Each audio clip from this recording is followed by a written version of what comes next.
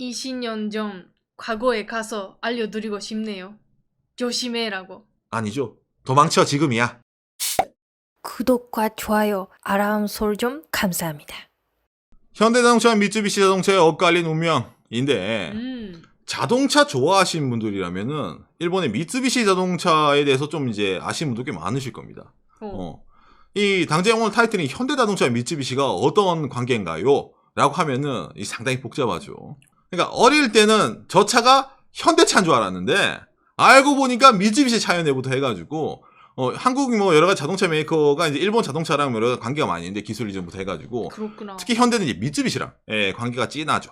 그런데 지금 이거 보시는 분들은 아마 자동차 별로 관심 없으신 분들도 야 그래도 그 미쯔비시 자동차 그 들어본 적도 없는 거랑 지금 현대차랑 비교가 되냐? 지금 비교가 안 됩니다. 그 정도로 엄청나게 격차가 벌어졌어요.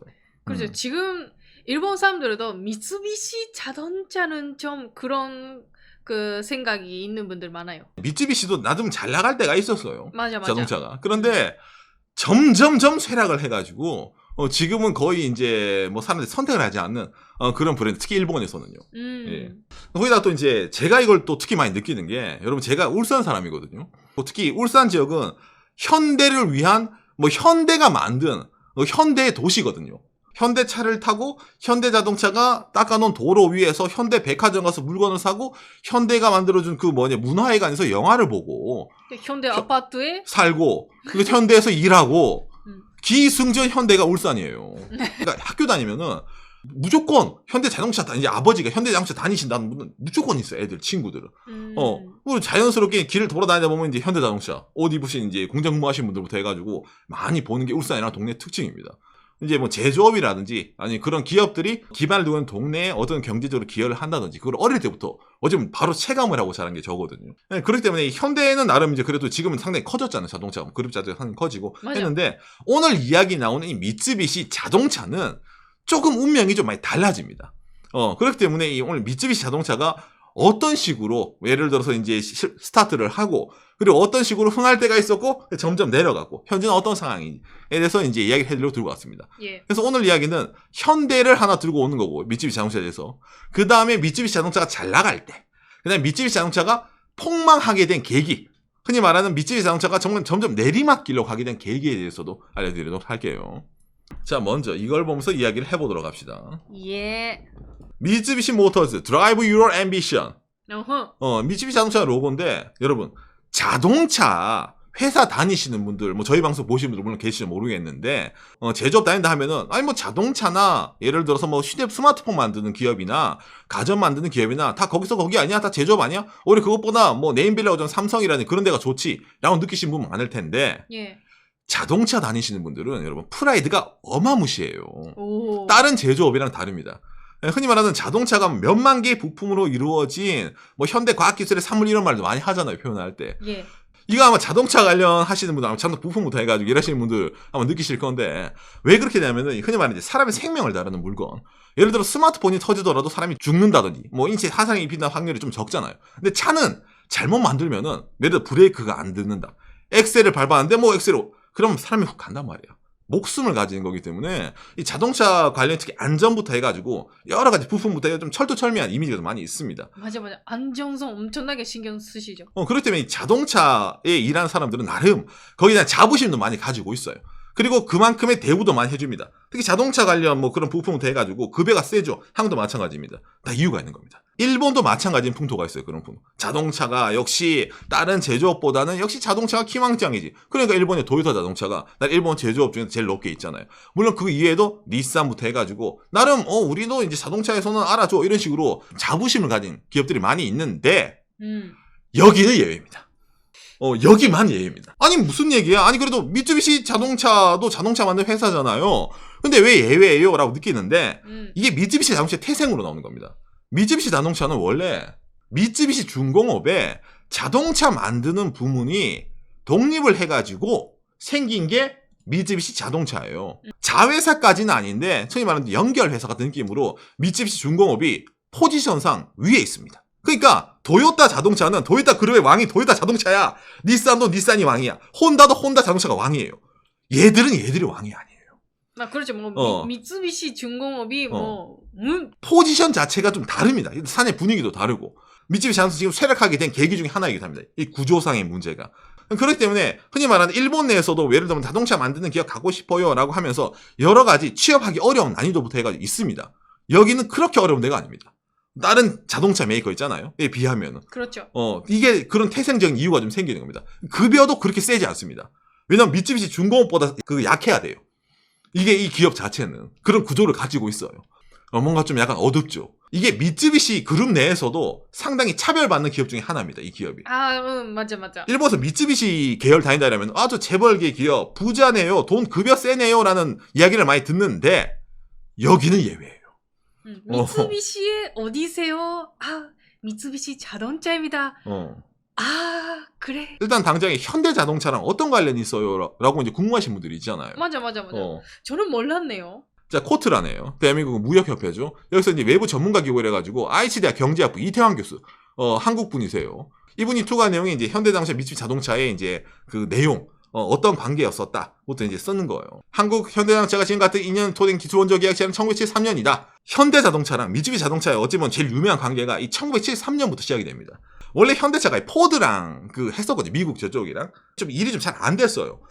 그래가지고, 이 현대자동차가 자체적으로 좀 이제 자동차를 만들고 싶다 싶는데, 그런데 이런 기술적인 것을 어떻게 좀 이제 뭐라 해야 되냐, 배워야 되는데, 문전박대를 당합니다. 현대자동차가. 야, 너희들한테 가르쳐 줄 게 없어. 70년대 여러분, 자동차 만든다 이러면은 선진국이에요. 그런데 당시에 대한민국은 선진국이 아니죠. 그런 데서 자동차를 만들고 싶다고? 지정신이 이런 얘기 들어요.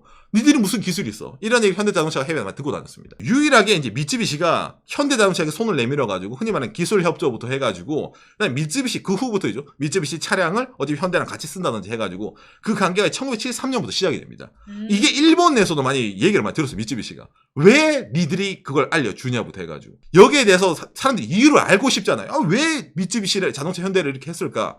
거기에 대한 이 피셜이 이것도 어찌 보면 이제 기자 피셜일 수 있는데, 자, 동아일보네. 석동빈 기자 자동차 이야기. 2008년도에 쓴 얘기인데, 쿠버라는 미쯔비시 사장이 있습니다. 이 사람이 한국을 사랑했기 때문에, 나는 백제 후예라고 말하면서 처음 현대자동차 울산 공장을 방문했을 때, 부여를 둘러볼 수 있게 해달라고 부탁한 것을 알려졌습니다. 나는 이 정도 이런 흔히 말하는 뒷얘기밖에 없는 거예요. 이게 무슨 말이냐면, 그만큼 여러분, 이유가 없었어요. 미쯔비시가 현대자동차를 흔히 말하는 도와줄 이유가 없었어. 73년도에.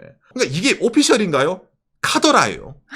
기자 아저씨가 이제 그렇다고 알려졌습니다 라고 이제 쓴 거예요. 좀 더 자세하게 알고 싶으신 분들은 오늘 방송 잘 안 나오는데 이 포브스 중앙시사 매거진에서 이충구 전 현대자동차 사장님에 관련된 내용 기자 인터뷰가 있습니다. 이것도 2020년 5월 달에 이제 나온 기사네요. 예. 그래서 이제 뭐 예전에 현대자동차 자체 모델부터 해가지고 어떻게 보면 차량 산업에 불모진 대한민국에서 현대자동차가 산업을 일궈냈을까? 그거는 거기서 미쯔비시와의 관계 같은 내용을 인터뷰에 담은 내용 중에 하나입니다. 이것도 이제 뭐 보시면 참고가 될 것 같네요. 이거 너무 길어가지고 제가 방송에 얘기를 하지 않겠습니다. 아무튼 그래가지고 이 미쯔비시랑 이 현대자동차의 관계가 이때부터 시작이 됩니다. 당장 여러분들이 많이 아시는 있잖아요. 이거 뭐냐, 포니. 부터 해가지고 어쨌든 미쯔비시랑 같이 시작을 하게 된 거예요. 그래서 물론 기술도 같이 들어온 것도 있고 그 다음에 미쯔비시의 자동차를 어차피 현대가 그대로 이제 그 엠블럼 바꿔가지고 있잖아요. 판 차도 많이 있습니다. 한두 개가 아니기 때문에 제가 오늘 방송에 다 얘기를 못하지만은 뭐 굵직굵직한 거부터 하면은 예를 들어 있잖아요, 여러분. 그랜저. 예, 대보네요. 그랜저 시리즈부터 해가지고 이건 에쿠스죠? 예, 이건 공동 개발한 겁니다. 이거 이제 미쯔비시 샤리오인데 현대 옛날 산타모. 그 다음에 이제 저의 어릴 때 학창 시절에 학교 갈 때 늘 타고 다니던 그렇죠, 그레이스. 미쯔비시 델리카벤. 그 다음에 뭐 그렇죠, 갤로포도 있습니다. 미쯔비시 파제로. 이건 알아요. 저도 파제로는 일본에서 유명했습니다. 유명해서 히트했죠. 예. 예. 그러니까 초창기 현대 자동차 작품이 거의 대부분이라도 무방할 정도로 미쯔비시가 입김이 들어가는 차예요. 이거 그럴 리가 없다고 느낄 수가 있지만 이거 부정할 수 없는 사실입니다. 어쨌든 이제 현대가 미쯔비시랑 뭐 기술도 많이 협력하고 차도 이제 많이 들어와서 했기 때문에 나는 그걸 기반으로 현대자동차가 성장을 많이 했습니다. 왜냐면 그 차들 여러분들이 사주셨거든요. 여러분들 부모님 세대라든지. 발전을 점점 해가지고 어느 단계부터는 현대랑 미쯔비시가 어찌보면 서로 이제 갈 길 가자에서 많이 벗어났어요. 그게 2000년대부터입니다. 이제 현대가 미쯔비시한테 배워올 게 없어요. 그렇죠. 왜냐면 그때부터도 미쯔비시는 좀 삐걱거리는 거예요. 2000년 초반에 특히 삐걱거리고 현대자동차 입장에서도 이제 슬슬 이제 가겠습니다. 저희는 이제 우리 갈 길 우리 가고 미쯔비시 지금까지 고마웠다. 빠이빠이. 이를 쳐가지고 그때부터 점점 이제 미쯔비시랑 현대랑 거리가 멀어지게 됩니다. 예, 그래서 지금은 솔직히 말하면 아무 관계 없다고 해도 무방한데 그래도 이런 사실이 있으니까 과거에 협력하던 사실이. 그래서 이제 그런 걸 좀 알 수 있는 내용이 2012년이죠. 미쯔비시의 굴욕, 30년 전 엔진조도 현대차에 밀려 유럽 철수. 원래는 미쯔비시가 현대 자동차에게 막 그 있잖아 기술 알려고 그랬는데 그런 미쯔비시는 유럽에게 누구한테 밀려서 현대 자동차에게 밀려가지고 공장 빼고 철수한 거예요 시장을. 이게 2012년에 떴던 겁니다. 이게 상당히 아마 자동차 관련해가지고는 의미심장했던 거예요. 일본 내에서도 이게 엄청난 화제가 됐습니다. 당장에 또 이것뿐만이 아니죠. 이 전체적인 이제 판매량의 차이가 보면은 2019년, 2020년에 여러분 코로나가 좀 있었기 때문에 2019년 기준으로 하겠습니다. 참고하면 평상시로. 좀 예. 2019년도에 현대자동차 글로벌 판매량이 현대자동차가 440만 대, 기아차가 270만 대예요. 합치면은 710만 대 현대자동차 그룹이 글로벌 판매 대수를 갖고 있습니다. 미쯔비시 자동차가 2019년 글로벌 판매량 112만 대입니다. 그러니까 당장에 현대자동차만 하더라도 400만 대가 넘어가는 거고 그것만 하더라도 미쯔비시가 4분의 1밖에 안 되는 거예요. 현대자동차 그룹이랑 비교하면은 7분의 1 수준입니다. 미쯔비시 자동차가. 그러니까 지금 어찌 보면 그룹별로 비교하는 가치가 상당히 무의미할 정도로 격차가 엄청 벌어져 있어요. 미쯔비시 자동차랑. 그러니까 이런 볼 때는 미쯔비시가 의외로 많이 안 파네 이런 느낌이 들잖아요. 그런 그룹이 됐어요. 그래도 미쯔비시가 잘 나갔던 데가 있을 거 아니야. 미쯔비시에게도 전성기는 있었습니다, 여러분. 맞아. 뭔가 제 기억 속에서는 어릴 때는 미쯔비시도 인기 있었어요. 맞아요. 예. 당장에 뭐 70년대에 미쯔비시 자동차가 현대 자동차에게 기술 이전하고 막 같이 협력하고 할 때 일본 내 자동차 순위가 대체 어떤 느낌으로 가냐면은 도요타, 닛산, 혼다, 미쯔비시예요. 네 번째입니다. 기본적으로. 네 미쯔비시. 번째였어요? 미쯔비시 네 번째예요. 오. 그런 미쯔비시의 전성기 때는 자, 이 다음에 이걸 보면 알 수 있네요. 한국어로 보면 이게 혼다랑 미쯔비시의 쉐어 차이거든요. 일본 국내 쉐어. 이게 88년도에 혼다, 왼쪽이 혼다입니다. 오른쪽이 미쯔비시. 88년도에 혼다가 11%, 미쯔비시 8%였는데 94년도에 94, 95년도에 역전을 한번 하죠. 이때 흔히 말하는 토요타, 닛산, 미쯔비시가 된 거예요. 일본에 3등까지 올라간 겁니다. 이게 미쯔비시의 최고의 전성기예요. 어떤 게 미쯔비시 자동차의 전성기를 불러일으켰나요? 아까 보여드린 바로 그 차입니다. 파제로, 갤로퍼. 그렇죠. 그 일본 TV에서도 파제로 해서 뭐 그 정도 파제로는 엄청나게 인기가. 이게 흔히 말하는 일본의 스키 붐, 아웃도어 붐이 잠깐 불었었어요. 그리고 그런 차임에도 불구하고 차체가 넓어요. 튼튼해. 그런 거에 붐에 편승을 해가지고 이 미쯔비시 파제로가 당시에 엄청 잘 나갔습니다. 그리고 당시에 나오는 흔히 말하는 최신 기술 같은 것도 많이 들어가 있었어요. 좀 이제 진보적인 차였다 이런 말을 많이 합니다. 당장 이 갤로포도 한국에서 잘 나갔잖아요. 많이 팔린 걸로 기억을 합니다. 그래서 일본에서 이 미쯔비시가 이 파제로를 필두로 해가지고 국내 셔를 한번 쫙 끌어올렸어요. 근데 여러분 붐이라는 단어는 언제가 붐이 식기 마련이잖아요. 그래서 붐이 식었어요. 붐이 식고 나서 점점 쉐어가 내려가곤 하는데 뭔가 2000년, 2005년 이 사이에 갑자기 4%나 더 떨어져. 와. 그리고 2018년에 일본 국내 쉐어 미쯔비시가 2%예요. 엄청나게 뭔가 있었네. 뭔가 있었단 말이에요. 거기다 더 최근 2019년 세요로 치면은 나오네요. 토요타 31%, 혼다 일본 국내 쉐어 14.5%, 스즈키 13.9% 경차예요. 다이아즈 14.1% 경차예요. 닛산 11%. 뭐 나오는데 미쯔비시 2.1%예요. 일본 국내 쉐어. 어쨌든 최근 2019년도 기준 하더라도 미쯔비시의 일본 국내 쉐어는 2%입니다. 막 일본 자동차 메이커라고 생각했을 때 유명한 회사가 많이 있잖아요. 그렇죠. 그제 막 제일 밑에. 그러니까 원래는 토요타, 뭐 닛산, 혼다, 미쯔비시였다면은 토요타, 뭐 혼다, 닛산, 마츠다, 스바루, 미쯔비시 6등이 된 거예요. 얘기하기 어려워요, 여러분. 너무 많다 보면. 경차 빼고. 경차 빼고. 예. 그러니까 많이 밀려난 거예요. 나는 3등을 때렸었는데 6등까지 떨어진 거예요. 거기다 압도적인 꼴찌 2% 거의. 어떤 일이 있었겠냐고 느끼잖아요. 자, 일본에 어떤 일을 썼냐면은 짜잔 2000년도 일단 이게 뜹니다. 미쯔비시 리콜 은폐 사건. 미쯔비시가 이게 내부 고발을 뜬 겁니다. 미쯔비시 자동차 사원에. 그래서 이게 수사에 들어갔는데 어떤 내용이냐면은 지난 30년 이상 동안에 미쯔비시 자동차에 결함들이 있었어요. 그걸 지금까지 다 숨긴 거예요. 2000년대까지. 일본 사람들이 미쯔비시 차를 다 타고 있잖아요. 그 차 거의 대부분들이 리콜 대상차였다는 겁니다. 결함이 있었다는 거예요. 근데 그거를 사내에 어떻게 은폐, 야 이거 숨겨 했던 거야. 이게 처음에는 요 정도만 이거 미쯔비시가 리콜을 숨겼나 보네 했던 거예요. 근데 좀 며칠 지나요. 요 정도가 된 거예요. 며칠 지나요.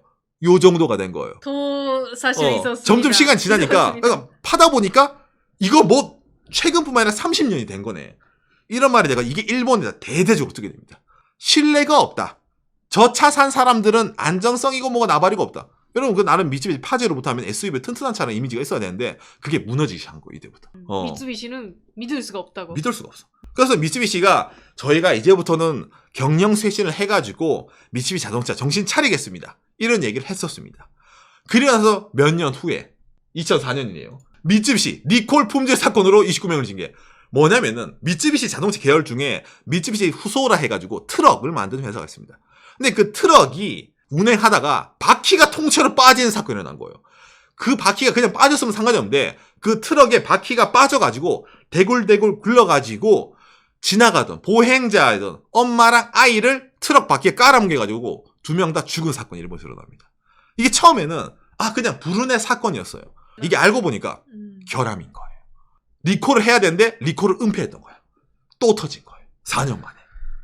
그게 일본사의 이 전거보다 더욱더 각인이 됩니다. 이거는 정말 대사건이었네. 대사건이에요. 왜냐면 사람이 죽었거든. 그러니까 이게 일본에서도 점점 회자가 돼가지고 이거 영화도 됐죠. 소라토브 타이야.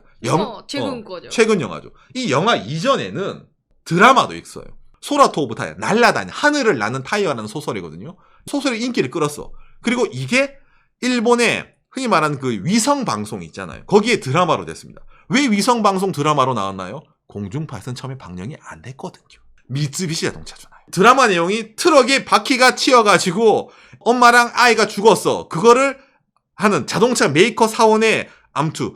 이거를 사실을 공표해야 되냐? 그 다음에 이게 진짜 결함인지 리콜 숨긴 건지 조사하는 사람들의 암투. 그러니까 이게 일본에 예를 들어서 방송이 될까요? 안 돼요. 스폰서 안 붙어요, 여러분 이거.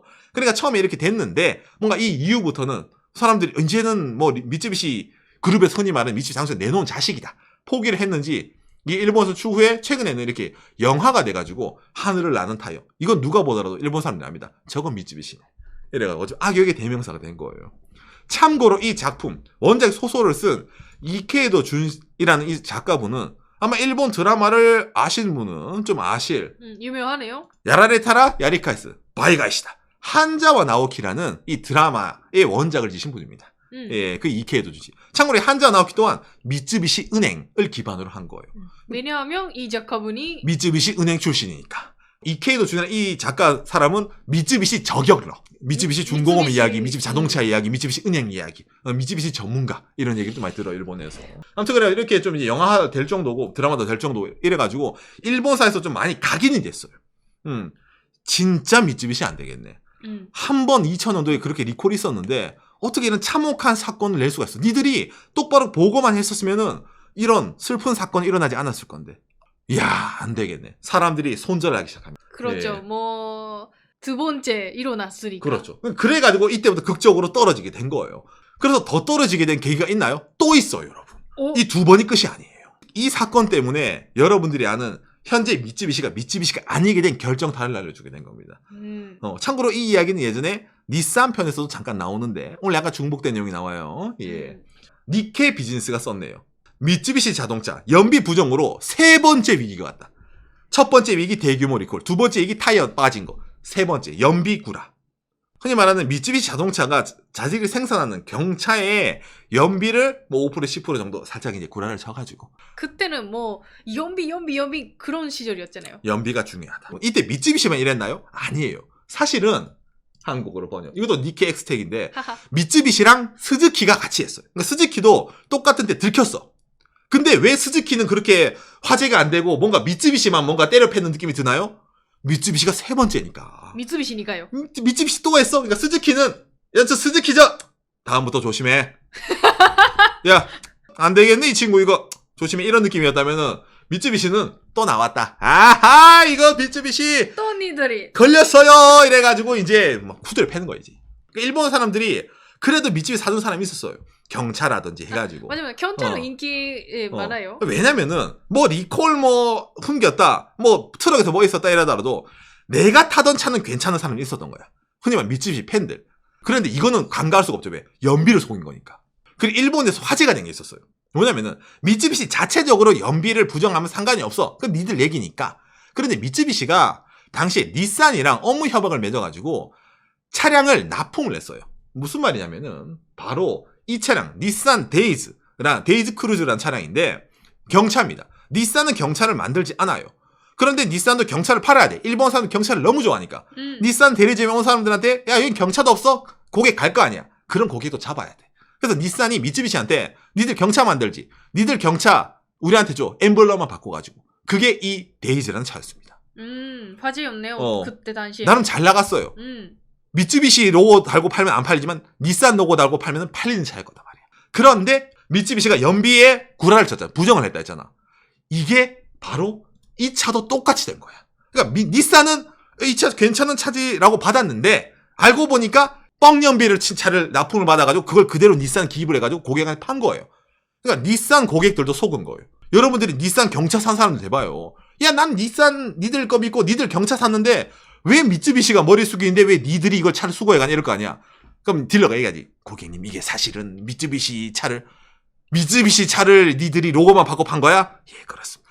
야 임마 이래가지고 닛산도 엄청난 이미지 실수를 얻습니다. 그래서 서로 더블 펀치 얻은 거예요. 미쯔비시는 거의 회생 불가능할 정도로 주가가 떡락을 치고 있었어요. 미쯔비시 그룹 내에서도 미쯔비시 자동차는 도저히 안 되겠어요. 좀 멀리에. 그러니까 미쯔비시 자체 내에서도 이제 내놓은 자식이 된 거야. 지금까지도 이제 같은 미쯔비시 3 다이아몬드 로고니까 여러 가지 봤는데 이건 도저히 커버를 칠 수가 없네. 니들이 알아서 해라. 그때 누가 등장하느냐 갑자기 일본 내에서. 당시 피해자였던 닛산의 이 어찌 보면 있잖아. 이 카로스 공 회장이 등장을 해가지고 우리가 미쯔비시의 주식을 사드리겠다고 얘기를 한 거예요. 흔히 말하는 백마타 왕자님으로. 그러니까 사람들이 키기에는 아니 이번에 연비 조작 사건으로 닛산도 주가가 떨어졌는데 아니 그런 어찌보면 피해자인 닛산이 왜 등장해요? 그러니까 카로스 공이 스토리텔링 된 거야. 물론 우리도 피해를 입었지만은 미쯔비시가 오히려 지금은 저평가돼 있고 이 회사는 나는 포텐셜이 있다. 닛산 밑에 있으면은 미쯔비시가 경영 재건이 가능할 것이다. 그러니까 미쯔비시는 우리가 사드리겠다. 이래가지고 이제 곤이 등장을 했던 거예요. 이때 일본에서 카로스 곤의 어찌 보면 주가가 떡상을 쳤을 때입니다. 우와, 저런 경영자가 있냐. 자기들한테 어제 불량품을 제공해준 회사를 구해준다고 닛산? 이야, 대단하네. 라고 말한 사람도 있었어요. 그래도 자동차를 어느 정도 아는 분들은 관계자분들은 뭔가 순수하게 받아들일 수 없는 부분이 있었죠. 왜냐면은 아무리 닛산이 토요타보다 못한 그런 회사라면 나는 닛산도 여러분 글로벌 회사예요. 닛산이라는 회사가 이런 차를 예를 들어 엠블럼 바꿔서 미쯔비시에서 받았을 때 진짜 몰랐을까? 진짜 몰라가지고 미쯔비시가 이 차 연비 이거예요. 그래 받아 그걸 그대로 썼을까라는 얘기 나온 거예요. 알고 있었는데 기다렸던 거 아니야? 그러면은 미쯔비시 주가가 떡락칠 거 아니야? 그러면은 닛산은 피해자라는 어떻게 이미지랑 같이 떡락된 주가를 주워 듣더라도 오히려 잘했네요. 역시 까르스고 이랬을 거 아니야. 그러니까 그런 스토리텔이 나오는 거예요. 진짜 몰랐어요? 부터 해가지고. 그 사실은 아무도 아직까지 이제 100일에 이제 감춰 있습니다. 왜냐면 당장 이 아저씨도 지금 일본에 안 계시잖아요. 예. 멀리 이제 빠이빠이 하셨기 때문에. 아무튼 그래가지고 그 이후부터 르노, 닛산, 미쯔비시 얼라이언스가 됩니다. 물론 미쯔비시 그룹 계열사들이 미쯔비시 자동차 주식은 갖고는 있는데 최대 주주가 닛산이다 보니까 이런 그룹 내로 들어가게 된 거예요. 지분법으로 인해 가지고. 그래서 이제 이 이후로부터도 극적으로 바뀝니다. 철저하게 미쯔비시가 내부적으로 개조를 당해요. 그리고 미쯔비시가 자체적으로 예를 기술자들 있지 미쯔비시도 우리도 뭐 만들고 싶어요. NG예요. 왜? 비효율적이야. 르노, 닛산, 미쯔비시 얼라이언스잖아. 근데 미쯔비시가 자체 자동차 새 차를 만들고 싶다고? 어디서 임마? 가만히 있어. 그거상 현대 자동차의 기술 좀 전달했던 시절도 아는 분들도 있잖아. 그렇죠. 야, 미쓰비시 직원분들 좀 그렇죠. 그러니까 나름 마음이 그 친구는 자동차를 본인이 만들고 싶어가지고 갔는데 이제 본인 의지를 안 되는 회사가 된 거예요. 카르스 곤 이 아저씨가 코스트 커터 이래가지고 원가 절감의 귀재였거든요. 그러니까 이 아저씨가 미쯔비시를 사들인 건 좋았는데 자기 그룹 내로 들이고 나서 딱 까보니까 제정신이 아닌 거예요 이게. 그래가지고 이제 엄청나게 이제 일신 들어갑니다. 내부적으로 고쳐라 미쯔비시가 낡았다 고쳐라. 그리고 뭐 니들 자체적인 프로젝트 다 NG예요. 앞으로는 공동 플랫폼화 돼가지고 효율성 좋은 차를 만드세요부터 해가지고 있잖아요. 그러니까 미쯔비시 자동차의 사람들은 어쩌면 회사가 연비 부정을 한 세 번째 스트라이크 아웃 당한 이라부터 미쯔비시 자동차에 어쩌면 생명 끊겼다고 보면 됩니다. 미쯔비시가 아니에요. 이때부터. 예. 그래서 뭐 어쩌면 닛산이 자회사 이런 느낌으로 보면 현재까지도. 예. 그거 보면은 아니 그래도 너 불쌍해요. 그래 나름 현대자동차한테 그런 때도 있었는데 저런 식으로 뭐 어쨌든 부정을 하다 하더라도 일반 사원들 불쌍해요로 느끼잖아요. 여러분 이 미쯔비시 자동차는 이렇게 될 수밖에 없는 운명을 갖고 있는 회사예요. 오? 이 지배 계열부터 해가지고 미쯔비시 자동차 내부는 좀 낡은 구조가 있습니다. 그러니까 미쯔비시 계열사 내에서도 좀 밑에 있는 회사라고 했잖아요. 다른 미쯔비시 계열이라면은 그래도 좀 이제 어찌 보면 좀 개혁하는 게 좀 있어요. 좀 잘 나가 보겠다. 근데 얘들은 포기를 한 애들이에요. 어찌 보면. 그리고 또 제가 이 미쯔비시 자동차 아저씨들이랑 이야기를 하면서 제일 느낀 게 뭐냐면은 이 회사는 망할 수밖에 없는 구조를 제일 큰 걸 갖고 있어요. 어떤 구조적인 문제점이요? 얘들이요. 미쯔비시 중공업. 닛산이 먹기 이전에 미쯔비시 중공업이 원래는 제일 많은 지분을 갖고 있었고 그 미쯔비시 중공업에 흔히 말하는 자회사라는 개념이 강하다고 오늘 제가 처음 말씀드렸잖아요. 그럼 여러분 뭐가 했을 것 같아요? 미쯔비시 중공업에 있는 사원들이 자 미쯔비시 중공업은 뭐 배도 만들고 뭐 로켓도 만들고 그런 회사인데 경험치가 부족해. 니들은 다른 것도 배워와. 예, 그렇죠. 여기 가서 경험치 쌓아야 되는 회사예요, 이게. 미쯔비시 중공업 사원들이 미쯔비시 자동차로 많이 와요. 완전 순수하게 이적이 돼서 오나요? 아니요. 수련하러 오는 거예요. 거기다가 이 사람들이 입김이 약하나요? 세요. 생각을 해봐요, 여러분들이. 미쯔비시 중공업이 위에요. 사내 계열적으로. 그리고 미쯔비시 중공업 자체가 엄청난 자신감 있잖아. 자기들이 일본을 사사에 대니까. 그렇죠. 그러니까 엄청나게 일본에서도 나름 이제 좀 흔히 말하는 자부심이 큰 회사야. 예. 그 회사 사원들이 여기로 가가지고 미쯔비시 자동차 배지 달 것 같아요? 안 달아요. 사내에서 MHI를 달고 다녀요. 뭐? 미쯔비시 헤비 인더스트리얼. 나머지 친구들은 다 미쯔비시 모터스야. 근데 아니 저 사원은 왜 MHI? 아, 저 아저씨 미쯔비시 중공업에서 온 아저씨예요. 나는 이들이랑 달라. 여긴 내가 잠깐 찍고 가는 회사일 뿐이야. 근데 그 사람들이 의견이 약하냐면 세요. 왜? 그렇죠, 그렇죠. 위에 회사니까. 그게 미쯔비시 자동차가 각지에 분포되어 있습니다. 그러니까 어떤 느낌이 들어? 회사가 구조적으로 돌아가요? 안 돌아가요. 그 사내 자- 분위기가 좀. 자동차 전문가도 아닌데 아는 척은 오지게 해요. 거기서 온 아저씨들이. 그러니까 제가 담당하던 이 제품에서도 미쯔비시 중공업에서 온 아저씨가 있었어. 얘기를 하는데 뭔가 아는 척을 오지게 해. 뭔가 내가 봤을 때는 이건 기술적으로 뭔가 있을 것 같아. 뭐 똑똑한 건 알겠다 이거야. 그래서 아니 원래부터 자동차 있으신 분? 아니 난 배 만들던 사람. 배 만들던 사람이 지금 자동차 하이패스 기술 얘기하고 있는데 여기서 왜 네가 의견을 오지게 하는 척하면서 있잖아. 근데 또 다른 사람들이 그거 태클하면 못 걸어요. 사내 분위기상으로. 아 누구누구 사인 그렇게 얘기하면 그런 관점도 있을 수가 있겠네요. 라고 하면서 얘기를 한단 말이에요. 나는 보면서 지랄 그래. 나 뭐 그지? 뭐 이제 나는 부품 회사니까 보면서 야, 저 보면서 나중에 끝나고 그 아저씨 가면 좀 회사 생활 화이팅 힘드시 아세요? 이러니까 미쯔비시 이제 젊은 그 친구가 여러 가지 있으니까요. 그리고 그 친구는 그렇죠. 며칠 후 회사를 그만둡니다. 예. 제가 이 미쯔비시 자동차 담당을 하면서 담당자가 세 번 바뀌었거든요. 저도 회사를 오래 다닌 편은 아닌데 한 2년 다녔는데 2년 동안 저를 담당하는 구매친 직원들이 3번 바뀌었어요. 다 이직했어요. 우와. 왜 이직하냐고 이 회사도? 그렇죠. 자기 뜻대로 할 수 없으니까. 자동차 회사면은 회사 내에서 완결이 돼야 돼요. 자기들이 뭔가 주체를 가지고 기술 개발에 들어가고 책임을 지고 해야 되는데 이 회사는 그런 회사 스타일이 아니에요. 태클이 많이 들어와요. 그리고 배가 산으로 간다 해야 되나? 그런 게 좀 구조적인 문제가 있습니다. 미쯔비시는. 그러니까 일본 내에서도 토요타처럼 자체적으로 뭔가 하이브리드 뭐 하겠어요 이런 친구들이 여기 들어갔다가 어떻게 보면 실망을 하고 나갑니다. 체질적인 문제. 뭔가 은폐해요. 정보를 감춰요도 있는데 구조적으로 뭔가 좀 낡았고 그럴 수밖에 없는 구조를 가진 게 미쯔비시예요. 그러자면 어쩌면 불보듯 뻔한 겁니다. 그런 것 자체가. 그런 점에서 오히려 이 카르로스 곤이 사들여가지고 르노, 닛산 이런 체제 얼레안스 들어가가지고 지금은 조금 오히려 체질이 개선되는 건 있습니다. 근데 그것도 또 반발이 나오죠. 왜? 안 하던 걸 해야 되니까. 다른 데서는 이게 예를 들어 FM이에요. 이게 기본이에요. 근데 미쯔비시 자동차에서 그게 아니었어요.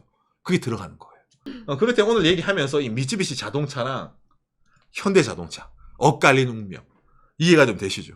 현대차가 잘했다고 얘기하는 건 아니에요. 다만 미쯔비시 자동차가 나름 좋은 기술 70년대까지만 해도 있었는데 왜 이게 적응을 하지 못하고 경쟁 사회에서 미쯔비시 자동차가 점점 내려찍을 수밖에 없었을까? 마지막에는 카르로스 곤이 등장해가지고 니들을 사들일게 까지밖에 갈 수 없었을까? 라는 내용이 오늘 이야기를 들어보시면은 조금은 납득이 가지 않으실까라고 생각이 됩니다. 20년 전 과거에 가서 알려드리고 싶네요. 조심해라고. 아니죠. 도망쳐 지금이야 이거죠. 예.